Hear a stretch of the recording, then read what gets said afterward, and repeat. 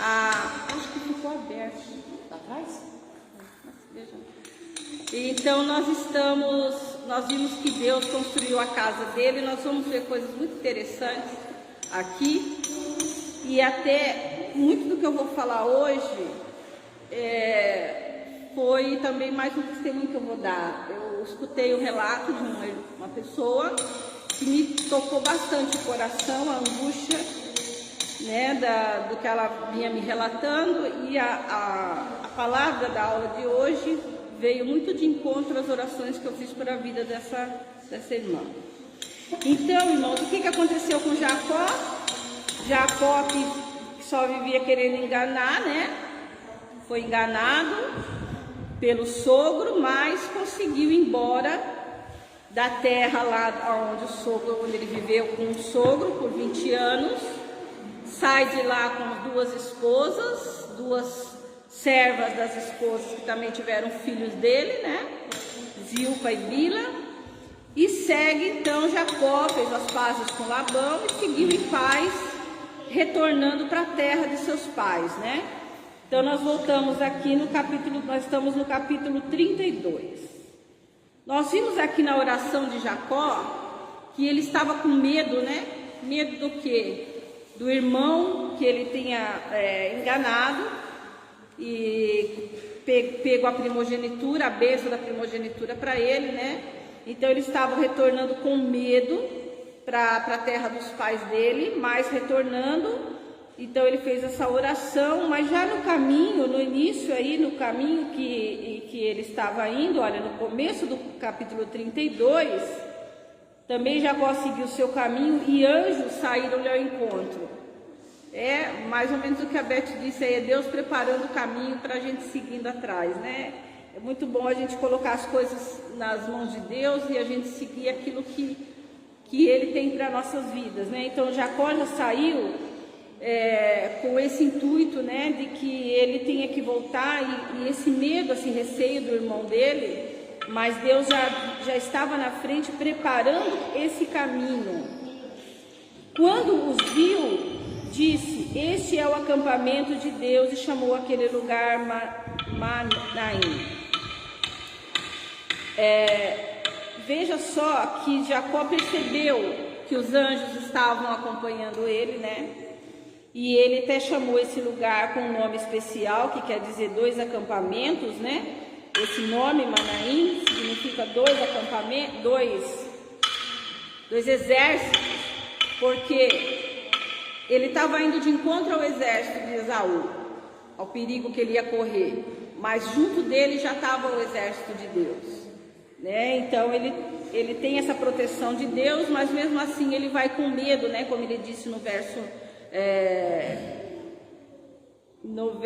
que nós lemos, 11: livra-me das mãos de meu irmão Esaú, porque eu temo, para que não venha ele matar-me e as mães com os filhos. Então ele viu o exército de Deus, ele já tinha toda a promessa de Deus na vida dele. Quando ele saiu da terra dos pais dele, lembra que ele já tinha feito aquele voto com Deus: Senhor, se o Senhor me levar, me der comida, me der vestimenta, que aí a gente lembra do Sermão do Monte, né? Que Jesus também falou que sempre daria comida e vestimenta. Então ele falou: Senhor, o Senhor me leva, me dê comida, me dê vestimenta e me traz de volta em paz para a casa dos meus pais. Foi isso que ele disse, né? E agora, 20 anos depois, ele está retornando. Mas ele já tinha pedido que Deus trouxesse ele em paz, né? Então, se Deus já tinha cumprido todas as outras partes, porque ele está voltando para a terra dele muito rico, com muitos bens. Então, Deus já tinha dado para ele o que ele tinha pedido: roupa, vestimenta. Agora era só retornar em paz. E aí, o que ele prometeu para Deus? O dízimo de tudo que ele tinha. Mas mesmo nas nossas limitações humanas, tanto nós como Jacó, mesmo sendo lá o patriarca, né? O ser humano como qualquer outro, e Deus trabalha com as vidas humanas como nós somos. Então ele estava com medo de encontrar Esaú, e ele, mesmo já tendo orado, olha só, mesmo já tendo visto o exército dos anjos preparando o caminho, ele ainda estava com medo. Somos nós também, né, irmãos? Por mais que nós sabemos, conhecemos, mas a nosso lado humano às vezes fraqueja diante das coisas, das dificuldades.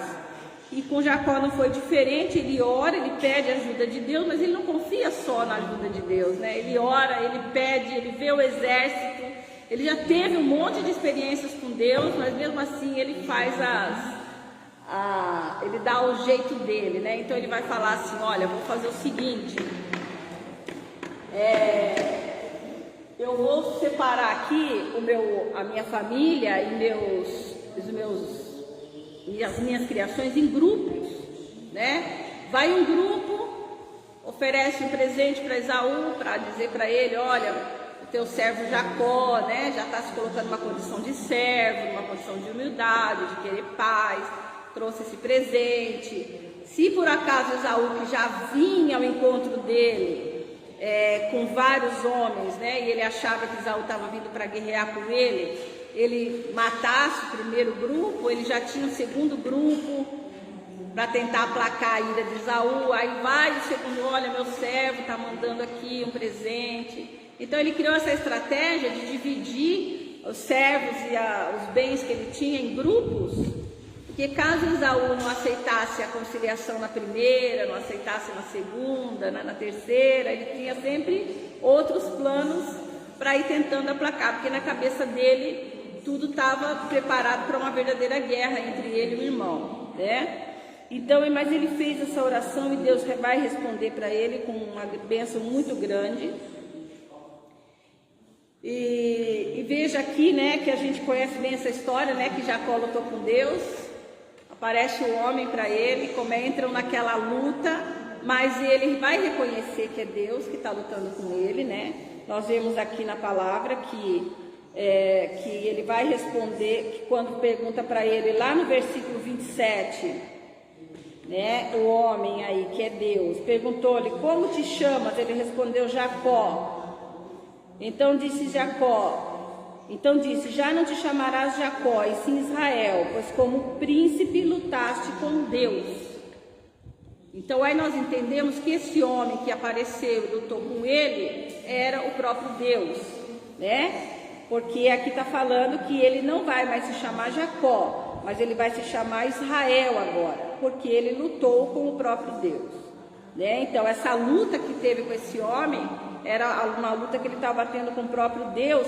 E quando ele entende isso, ele vai falar a mesma coisa que ele já disse anteriormente, né? Que ele queria a bênção, né? Que ele queria de qualquer maneira a bênção. No verso 26, no verso antes, ele vai dizer: disse este: deixa-me ir, que é o homem, que é Deus, né? Deixe-me ir, pois já rompeu o dia. Jacó vai responder: não te deixarei ir se não me abençoares. Então, mais uma vez, Jacó vai se posicionar dessa maneira, né? Sem a bênção de Deus eu não vou prosseguir e também não vou deixar o Senhor, né? Eu quero a minha bênção. E ele é abençoado, nós vamos ver mais para frente. E vai acontecer algo interessante aqui, que nós podemos lembrar do apóstolo Paulo. Porque nessa luta que ele está tendo com Deus, Deus vai fazer uma coisa interessante, vai ferir a coxa dele, um nervo da coxa, né? Da coxa dele, ele vai ficar manco. Aí o professor na faculdade falou: o homem que deu tantas mancadas agora vive mancando. Ele vai ficar manco de uma perna. Irmãos, é aquele espinho na carne de Paulo, né? Paulo não tinha que ter um espinho na carne para que a graça de Deus superabundasse na vida dele. Jacó também precisava de um sinal, né? Deus usou isso como uma didática, uma forma de ensinamento. Então você, a partir de agora, vai ter esse ferimento na sua perna, você vai mancar, para você nunca mais esquecer que eu sou Deus na sua vida. Você lutou comigo, né? E que eu te abençoei, e que eu estou fazendo de você uma nação, um pai da fé. Você tem a bênção sobre a sua vida, e você tem que aprender a viver de acordo com aquilo que eu falo, com o que Deus fala. Então Deus deixou aquela marca nele ali, né? Para que ele não se esquecesse. Então, são as didáticas, são as maneiras de Deus tratar na nossa vida. Por que acontece isso? Por que acontece aquilo? Por que eu tenho isso? Por que eu tenho aquilo? Mas é a forma de Deus tratar muitas vezes. A gente tem que ter essa sabedoria, esse entendimento, né, de quando é que a gente tem alguma coisa E isso pode ser um ensinamento da parte de Deus. Foi o que aconteceu com Jacó aqui. E o interessante, irmãos, é que aqui no verso 32, isso aqui é só uma curiosidade, né? Por isso os filhos de Israel não comem até hoje o nervo do quadril na articulação da coxa, porque o homem tocou a articulação da coxa de Jacó no nervo do quadril. Essa proibição de comer esse nervo da coxa do animal não está na lei de Moisés, só apareceu aqui, né? Mas os judeus até hoje mesmo, os judeus ortodoxos, né, eles não comem mesmo esse nervo. Porque entre os judeus, irmãos, só uma curiosidade, existem várias denominações, assim como entre os evangélicos também. Eles não são um povo unificado, todo mundo judeu segue, todo mundo a lei igualzinho, não. Eles também são divididos em várias ramificações de judaísmo. Então, os ortodoxos, que são os mais tradicionais, eles ainda não comem, os demais já comem, mas eles não comem. E o interessante é que eles não comem, não porque isso aqui está dentro da lei, porque isso aqui não está na lei, só está aqui nesse episódio com Jacó. Eles não comem porque é para eles, como para nós a Santa Ceia, um memorial, para eles também é um memorial, é para trazer sempre a memória, né, dessa luta que Jacó teve com Deus. Então, para os judeus ortodoxos, eles não comem, mas só para se lembrarem do que o pai da fé passou, um dos pais da fé, um dos patriarcas da fé passou ali naquele momento. Mas os demais judeus de outras ramificações do judaísmo comem normalmente, né? E o que vai acontecer no capítulo 33? O capítulo 33 é uma coisa belíssima, fantástica. Por quê? Porque assim como Jacó fez o voto com Deus, Deus cumpriu a parte do voto, mais da metade, Deus não ia deixar uma parte de fora, né? Deus é Deus e se Ele faz as coisas, faz por completo. Então no capítulo 33, o que vai acontecer? A reconciliação, no verso 4, pedi para os irmãos acompanharem aqui comigo, aí vocês vão ler. No verso 4 vai ter a reconciliação. Não havia nem necessidade de todo aquele aparato que ele criou, de dividir em grupos e de tentar aplacar a ira do irmão dele, porque Deus já tinha preparado o caminho. Está escrito no versículo 1 do 32. Jacó seguiu o seu caminho e os anjos saíram ao encontro. Já estava tudo preparado, né? Mas o lado humano da gente quer fazer a nossa parte, quer se garantir como se a gente pudesse garantir alguma coisa. Só quem garante é Deus, né? Então no verso 4, agora do capítulo 33, o que vai acontecer? Leia para nós. Então Esaú correu de encontro e o abraçou. Arrojou-se no pescoço, beijou e choraram. Esaú não estava nem um pouco armado para nada. 20 anos tinham se passado e Deus já tinha tratado o coração dele. Esaú não queria brigar mais. Quando Esaú... Interessante essa parte do texto, que a gente é muito que nem Jacó. Quando nós temos um problema. Nós criamos respostas aonde não tem resposta, nós nos armamos aonde não tem necessidade de se armar. Como diz, a gente pensa em algo que isso aqui não é. Né? Uma vez eu vi um artigo falando que 90% das coisas que a gente acha que pode acontecer, ou que nós pensamos em que vai acontecer, não acontece. Porque é o nosso instinto de defesa.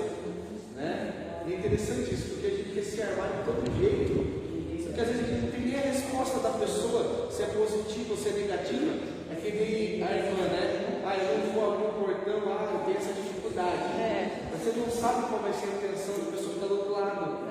Né? Por isso a importância de nós não andarmos armados, né? Andarmos aí preocupados com as respostas negativas ou positivas, ansiedades, o que for. Porque Esaú passou por isso. Jacó mandou presente, Jacó mandou, né, as guarnições ali para tentar ver o que seria.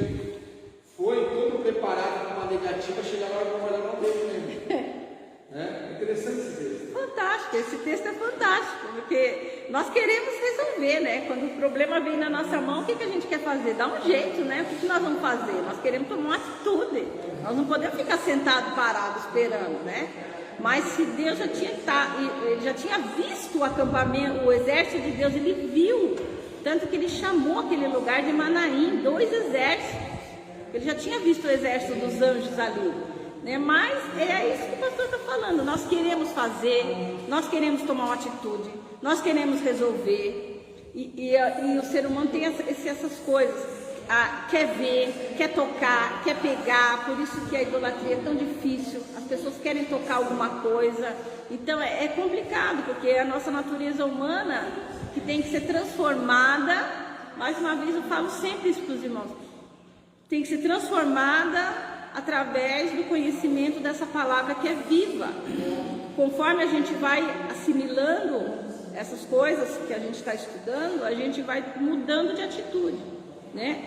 Nunca 100%, porque às vezes a gente confia, às vezes a gente quer fazer, é terrível, mas foi muito bonito, né? Esaú então chegou e abraçou o irmão, coisa fantástica, coisa linda, né? Tudo preparado. Então aqui o voto que Jacó tinha feito com Deus está cumprido. Ele foi e voltou para a terra de seus pais em paz, né? Como ele tinha pedido, realmente Deus abençoou ele dessa forma e eles fizeram ali a reconciliação. Esaú já estava esperando ele com o coração pronto para receber com amor, com carinho, se abraçaram, choraram. Esaú pede para que ele vá para o mesmo lugar onde ele mora, onde Esaú mora. Jacó vão ficar juntos, mas Jacó diz: não, eu vou ficar mais para cá, porque é muita caminhada ainda, tenho meu rebanho que já andou bastante, né? As mulheres, as crianças e tudo. Então no verso 17, Jacó resolve partir para Sucote. Pena que nós não temos tanto tempo para falar de tantas coisas, né? Mas se alguém ouviu falar aí, não sei se passa na televisão, eu pouco assisto televisão, né? Que os judeus comemoraram agora. Primeiro foi acho que foi dia, não sei se foi dia 1º ou foi dia 25, foi dia 25 de setembro, o ano novo judaico. O ano novo foi 25 de setembro nosso. E depois eles comemoram essa festa aí, que é a festa do Sucote, que é o nome dessa cidade, que é a festa das cabanas. Enfim, quem sabe no futuro a gente estude essas coisas, que é muito interessante também. Mas Jacó partiu para esse lugar, Sucote, né? E depois dali ele vai para Siquém. Siquém, a isso ele já está dentro da terra prometida de volta, né? Ele já voltou para a terra dos pais dele. Então, aqui houve a reconciliação. No verso 18, né, o trato com Deus foi cumprido. No verso 20, vai ter uma palavra muito interessante, no verso 20, ainda do capítulo 33, que quando ele chega lá na terra de Siquém, né, ele levanta um altar a Deus ali e ele chamou Deus, o Deus de Israel. Israel é o nome dele, né? Por isso que eu coloquei aqui, é uma palavra futura também, porque ele está falando, é o meu Deus pessoal, o Deus de Israel. Israel é ele mesmo, né? Que deixou de ser Jacó para virar Israel. Então é o meu Deus, mas também é o Israel que vai se formar a partir da família dele, né? Então é o Deus dele e o Deus da nação israelita que vai estar nascendo aqui agora, né? Que ainda não existe num grande povo, né? Só eles ali. Então essa palavra que ele coloca ali quando ele chega na terra, e o voto com Deus ali está feito, né? Até aqui tudo bem? Que nós vamos entrar numa parte não muito agradável. Novamente aqui no capítulo 34, nós vamos entrar numa parte não muito boa, que é quando eles estão estabelecidos nessa cidade de Siquém. A filha, né? A única filha que eu tinha esquecido, a irmã Hilda me lembrou na aula passada, a filha, a única menina, né? Que Jacó teve foi Diná, resolveu passear ali pela terra, pela cidade. Ela é violentada Só que, observem aqui no verso 6, nós estamos no capítulo 34. Observe no verso 6, que Diná foi violentada, né? E o nome da pessoa, do rapaz que violentou Diná, é o mesmo nome da cidade, é Siquém também. Então vai falar assim: saiu Amor, pai de Siquém, para falar com Jacó. Então, só para os irmãos entenderem aqui, que muitas vezes o nome da pessoa, o nome da cidade é o mesmo. Às vezes, por ser uma pessoa importante da cidade, então dão o nome da cidade, o nome dele, enfim. Então, o rapaz que violentou Diná é Siquém, que mora na cidade de Siquém também, que é filho desse homem Amor. E o pai, né, e o rapaz se apaixonou pela moça. E vai pedir para o pai: pai, vai lá, né, conversa com esse povo e eu quero me casar com essa moça. Eu quero me casar com essa moça, eu gostei dela e eu quero me casar. Só que quem vai receber o pai do rapaz são os filhos de Jacó. Veja no verso 13.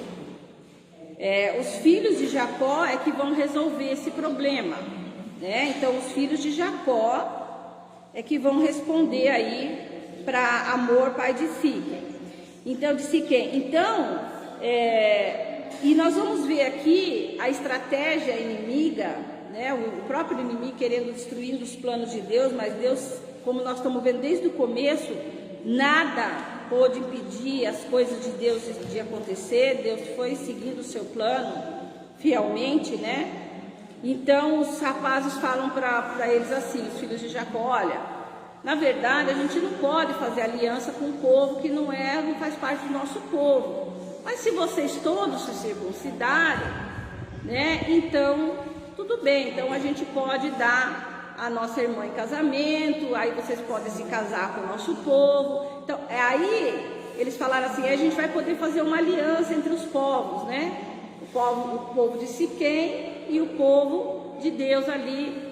Eles fazem essa jogada com Omar ali, Amor, mas isso não foi uma coisa sincera. Havia má intenção no coração de ambos os lados.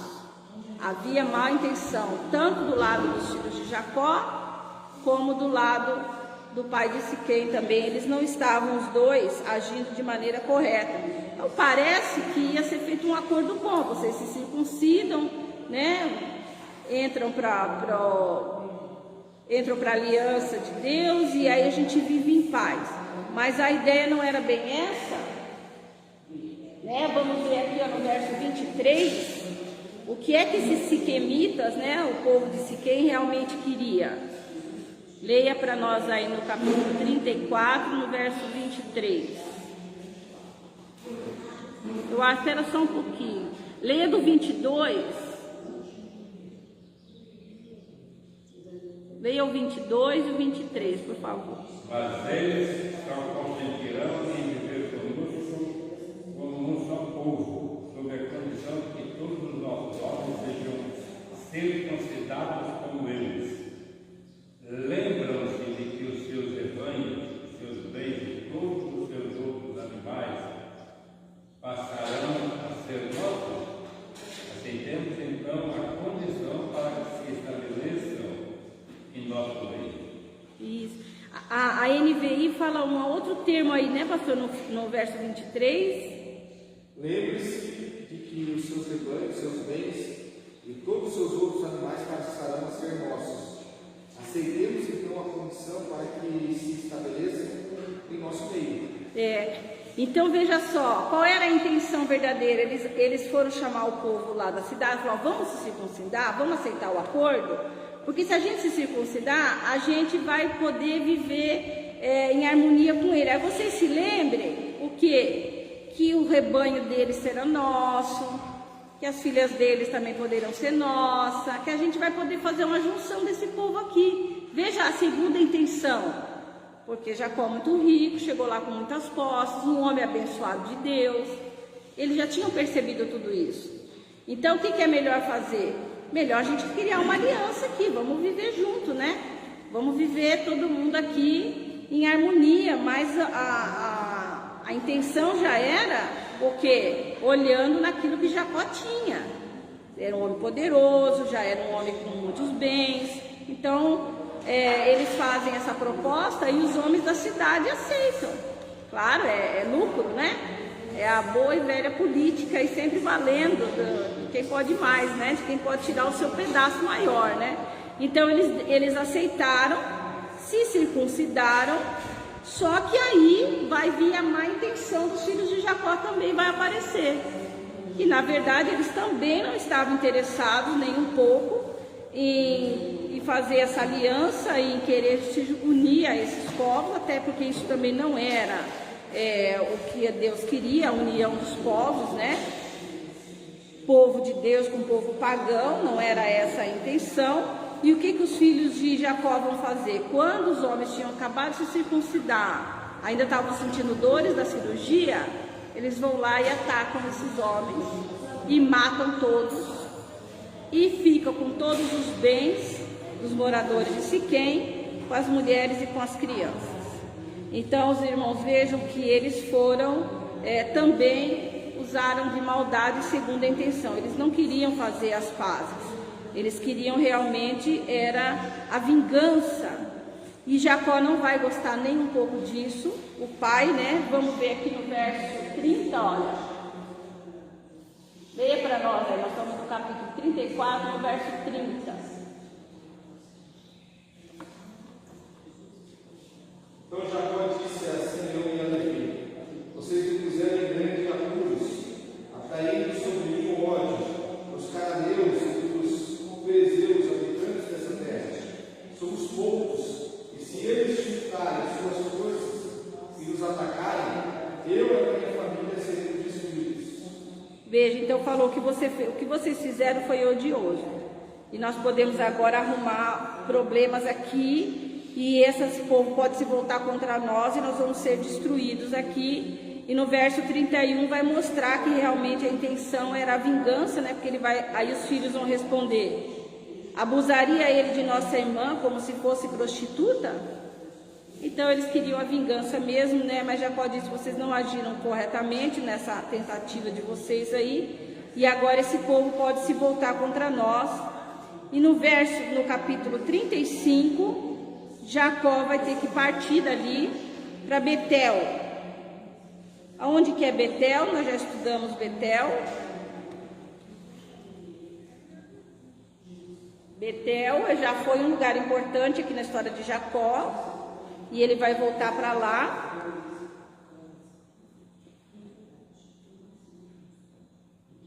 Veja aí no versículo 1.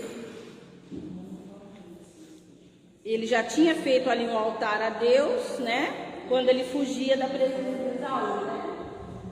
Lá em Betel, no momento em que ele vê os anjos subindo e descendo as escadas, né?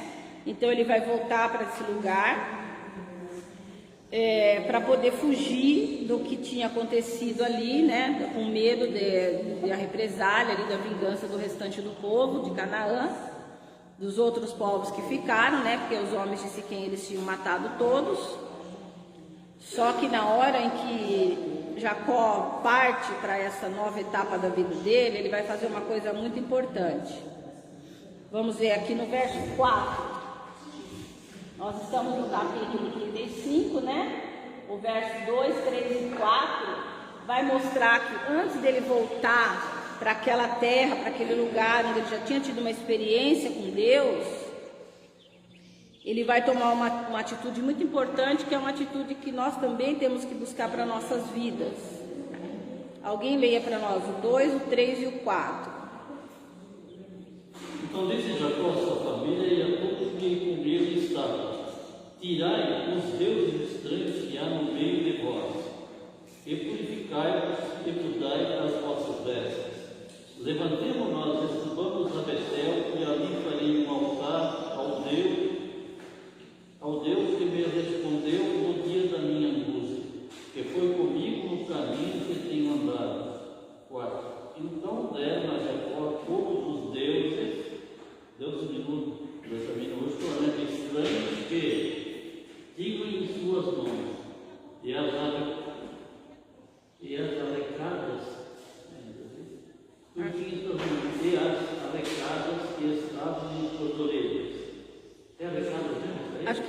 argolas, na minha está escrito argolas. Argolas? É. Não é o pecado disso.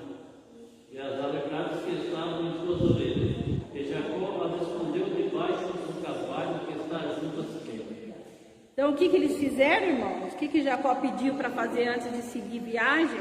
Vamos nos purificar, né? Vamos tirar de nosso meio pecado, vamos pedir perdão aqui, da maneira como era o costume deles ali, né? Ainda não tem a lei, ainda não tem todo o ritual da lei, mas eles fizeram de que maneira, né? Eles pegaram, jogaram fora todos os tipos de deuses estranhos, que porventura ainda havia. Lembra daqueles amuletos que Raquel tinha trazido, né, da casa do pai dela? Então, tudo que tinha de deuses estranhos ali, estatuetas, amuletos, vamos jogar tudo fora, vamos nos purificar, vamos trocar nossas vestes, né, um simbolismo de que vamos tirar tudo de ruim que tem na gente, todo pecado, todo mal, e vamos nos limpar disso, e vamos voltar lá naquele lugar onde Deus já tinha me respondido na minha angústia. É bom voltar, né, ao colo do nosso Deus, aos braços do Pai. Ele vai dizer isso, vamos voltar lá onde Deus já havia me socorrido em tempos passados, né? E vamos então recomeçar a nossa vida lá, deixando para trás esses erros que foram cometidos aqui na cidade de Siquém.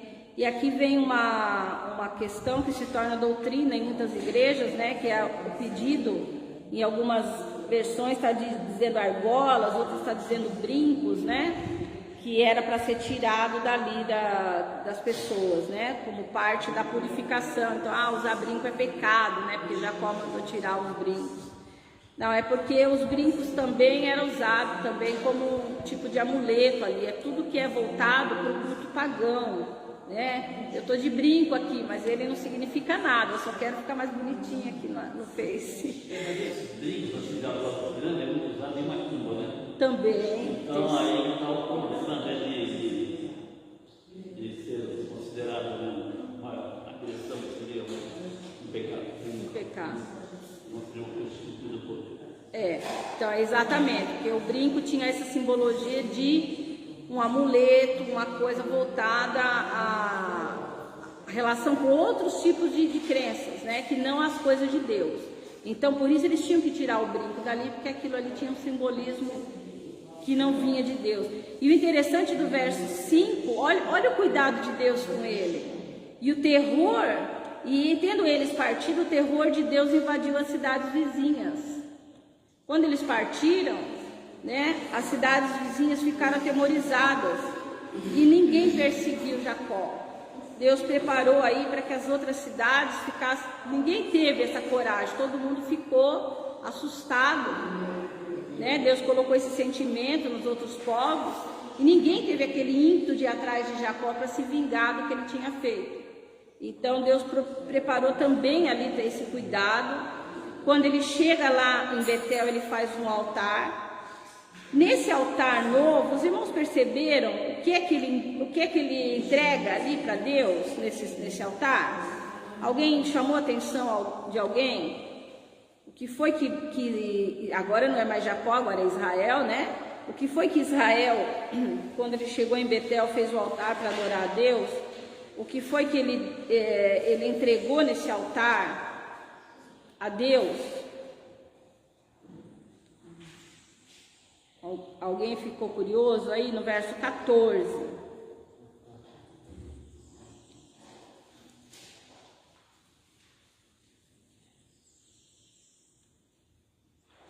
Ele tinha aquela pedra, né, que ele tinha colocado antes, né, que ele soltou a primeira vez, né? Uhum. Ele colocou aquela pedra com coluna, alguma coisa assim, né? Ofertas e bebidas. Isso, e aí na pedra ele derramou ofertas de bebidas. Aqui na minha, talvez algum irmão fala libação. Alguém tem libação? É a mesma coisa. Oferta de bebida e libação. E derramou azeite. Ele derramou bebida e azeite. Então aí hoje querem trazer, né? Por isso que eu falei para os irmãos, nós seres humanos, a gente tem a necessidade do que é palpável, do que é ver, né? Então aí tem assim aquelas igrejas que estão puxando muito para esse lado agora, né? De buscar coisas do Antigo Testamento para colocar hoje, e o povo está se identificando com isso, porque são coisas que dá para ver, que dá para pegar. então é mais fácil da gente crer, né? Do povo, é uma coisa do ser humano. Então, por que ele deitou, ele jogou lá nesse altar essas bebidas, esse óleo? Não porque esse óleo, hoje, se eu pegar óleo e jogar, ou seja azeite ou qualquer bebida, é porque essas eram coisas caras. Era produto caro, era produto de grande valor. Então, o sentido era entregar para Deus o que ele tinha de mais precioso, de mais caro. Ele estava entregando o melhor dele para Deus. Não quer dizer que hoje nós vamos fazer um altar e vamos derramar óleo, bebida lá. Para nós hoje isso não tem. Se né? fosse nos dias de hoje, já vai queimar picanha. Picanha é caro. Caramba. Então, se fosse para a gente fazer uma comparação, mas como nós estamos vivendo no tempo da graça, é o nosso melhor como ser humano, né? Por isso que nós cantamos, como é que foi o 410, no serviço do meu rei eu sou feliz. Temos que ser felizes, entregar no serviço do nosso rei o melhor, assim como o Jacó fez aqui, né? O que ele tinha de mais precioso, as bebidas e o azeite, né? Aquele óleo representava verdadeiramente Deus, né? Também tinha a representação quando queimava as orações. Até aquela batalha contra Efron, Deus derramou óleo sobre a cabeça de Abraão e sobre a golfa e coisa. Era Deus verdadeiramente se expondo ali, né? Então ele já tinha um esquema de unção com óleo, porque era Deus verdadeiramente Deus, né? Dando proteções através do óleo.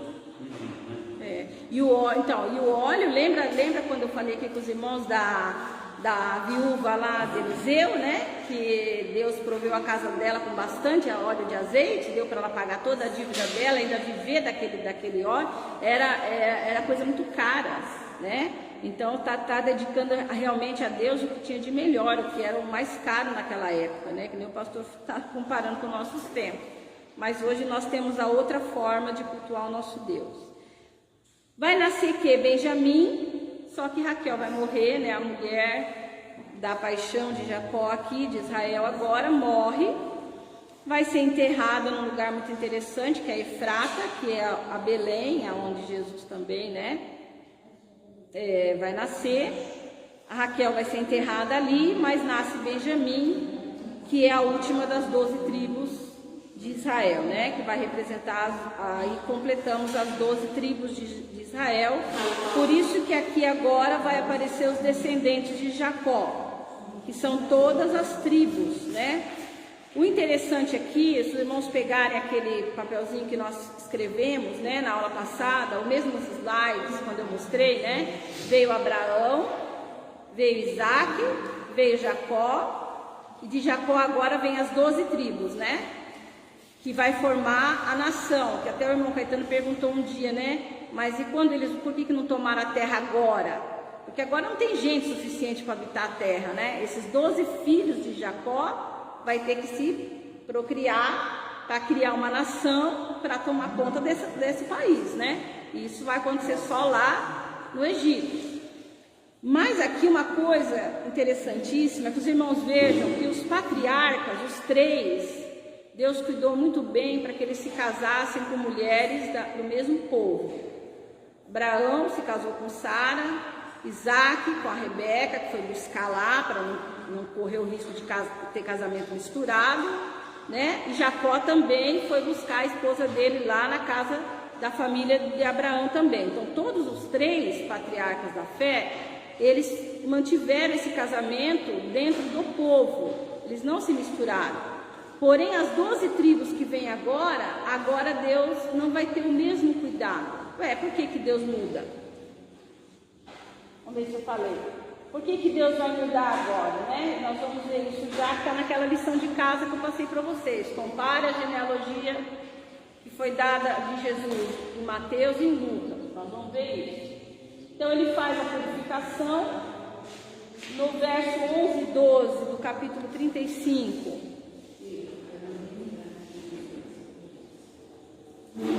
Leiam para nós o verso 11 e 12 do capítulo 35. Isso aqui é muito importante porque é o que eu estou falando das 12 tribos.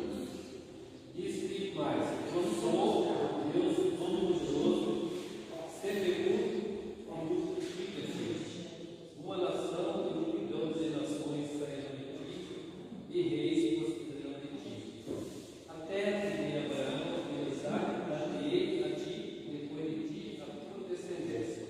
Exatamente, é o que eu estou falando para os irmãos aqui, ó. Que Deus está falando para Jacó aqui, agora de você tem que ser fecundo e se multiplicar, ter muito filho. Porque é de você que vai nascer a nação de Israel e muitas outras nações.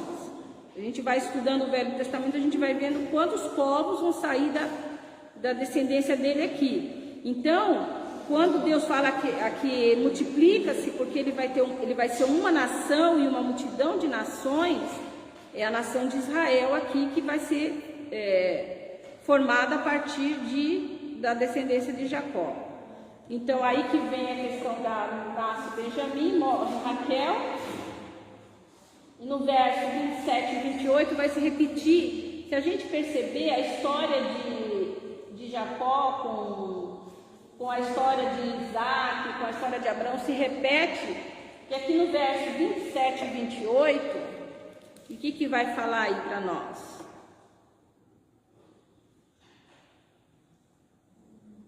27 e 28.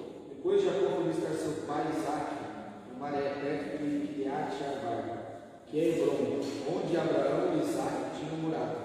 Isaac viveu 180 anos. Isso, e no verso 29... Morreu em idade bem avançada e foi reunido aos seus antepassados, e seus filhos, Esaú e Jacó, o sepultaram.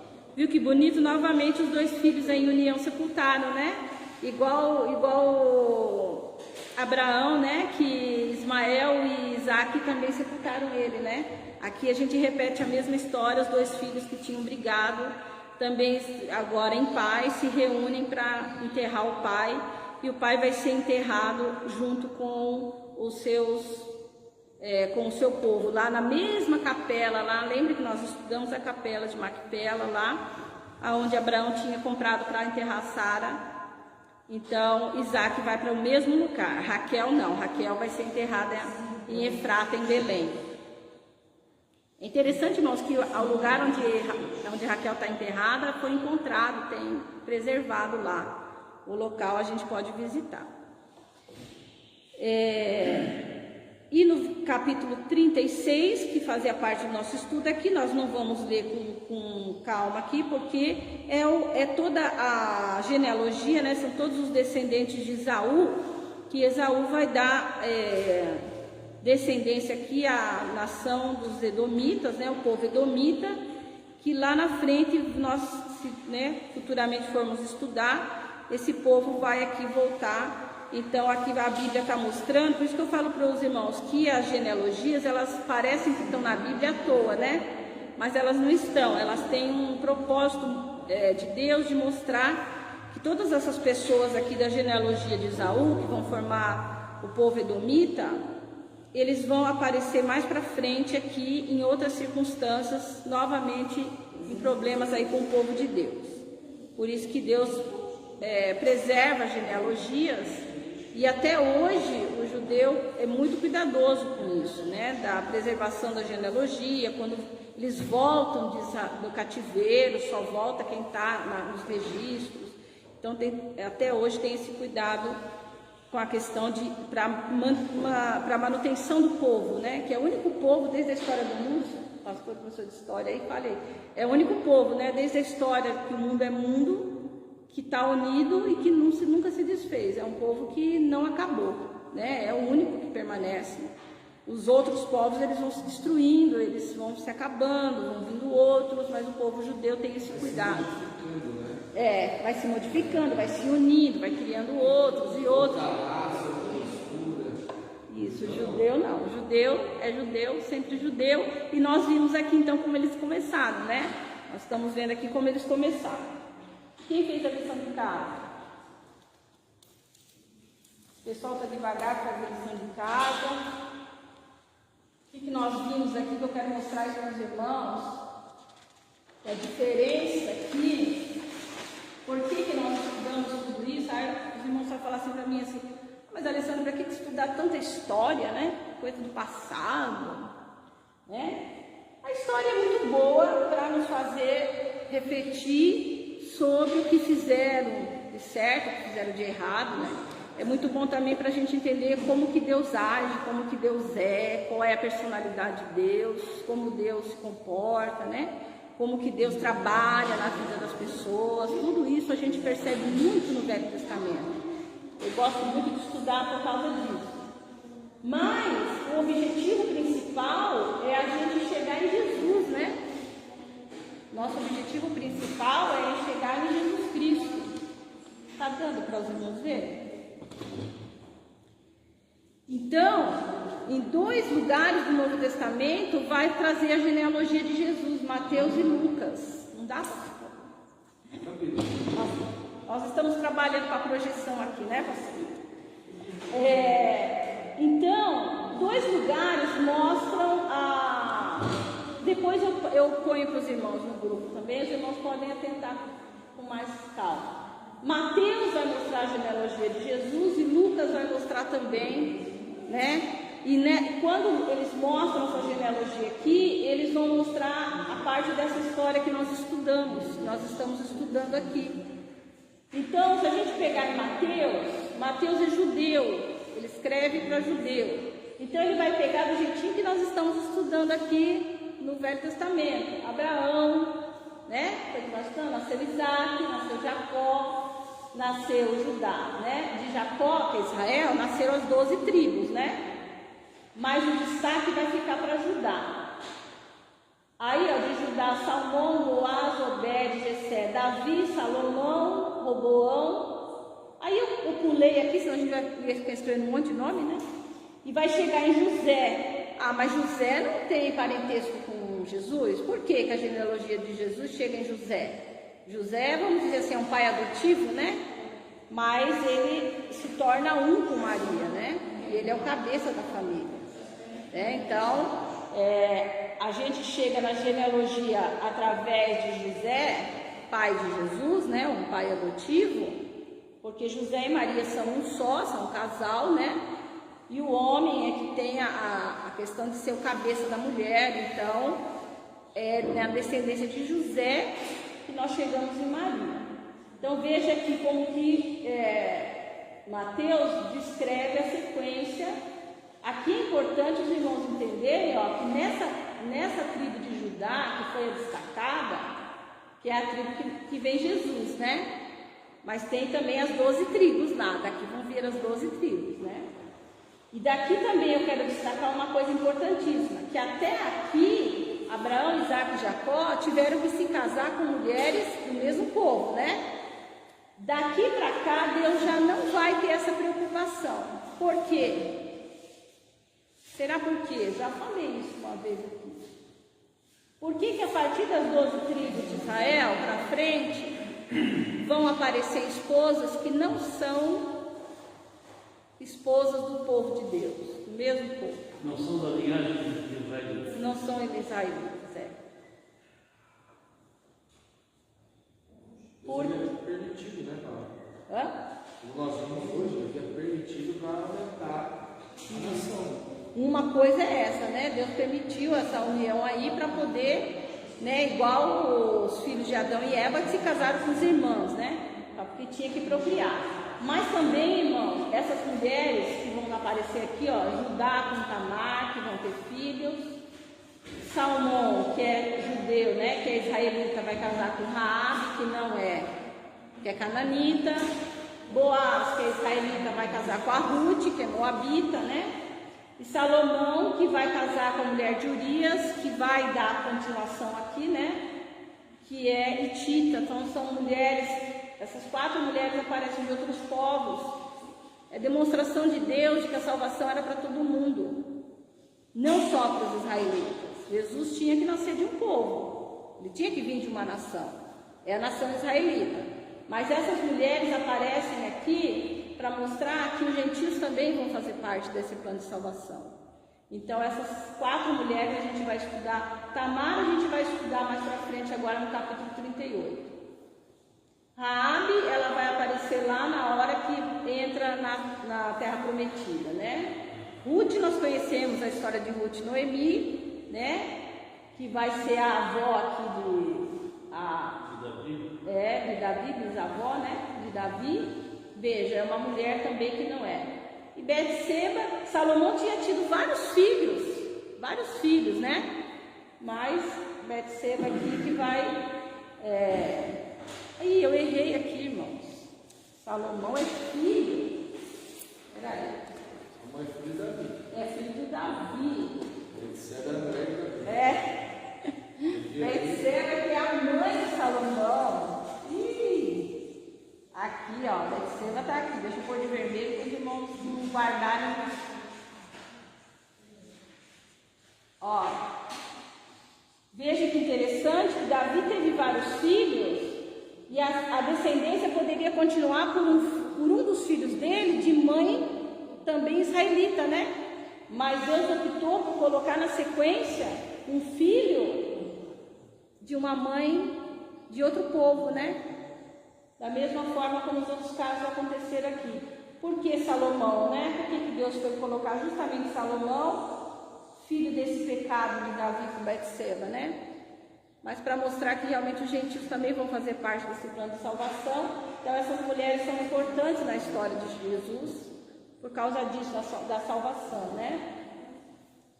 E Lucas vai mostrar diferente. Lucas vai começar por José, então ele vai começar daqui por de baixo. Ele vai começar por José, que é a mesma questão que eu falei para os irmãos, que é marido de Maria, né? Que é a mãe de Jesus mesmo.